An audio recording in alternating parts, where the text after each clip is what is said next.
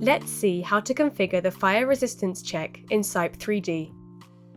To do this, in the Project menu at the top of the interface, we select the General Data option. Then, in the Loads section, we click on the Fire Resistance button. The program has a tab for each of the materials that can be tested for fire resistance according to the implemented codes. In our case, the check is available for steel and timber elements.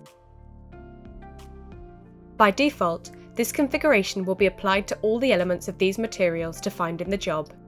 For steel, there are 3 options. The first one allows us not to consider the fire situation.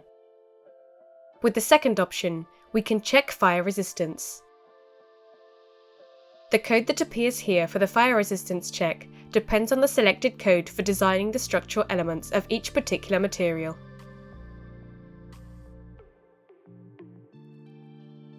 At the bottom, we specify the required resistance, meaning the period of time in minutes during which a structural element must maintain its load-bearing capacity and the protective coating. Here, we can select without fireproof coating or use boards, panels, sprays, and mortars of different materials, mineral or rock wool, or intumescent paint.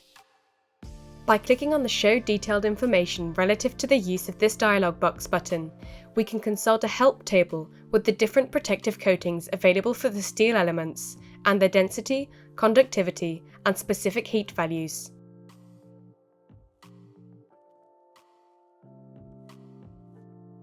We can also calculate the critical temperature in a fire situation.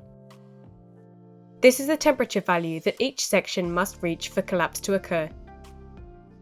This is calculated by means of an iterative procedure, considering the combinations established by the selected code for the fire situation, as well as the mechanical characteristics of the steel at high temperatures.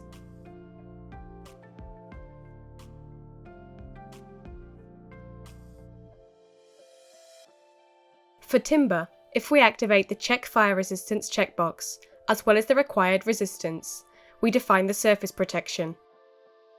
These can be non-protected surfaces, or be protected by wood-derived planks or by plasterboard planks. In these cases, we must specify the protection failure period. After accepting the windows, we return to the program's general interface. If the fire resistance check has been ticked, we can modify the fire resistance settings for specific elements.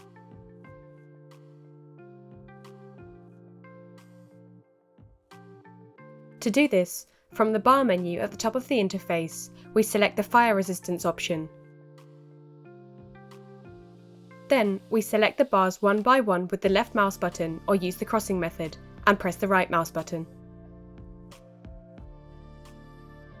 In the fire resistance pop-up window, the program shows us the type of bar selected, such as steel sections, and allows us to use the configuration entered in the general data of the job, or to specifically configure the fire resistance check. If we select the second option, the same options already described in the general configuration of the job appear, but this time, after clicking Accept, they will be applied only to the selected bars.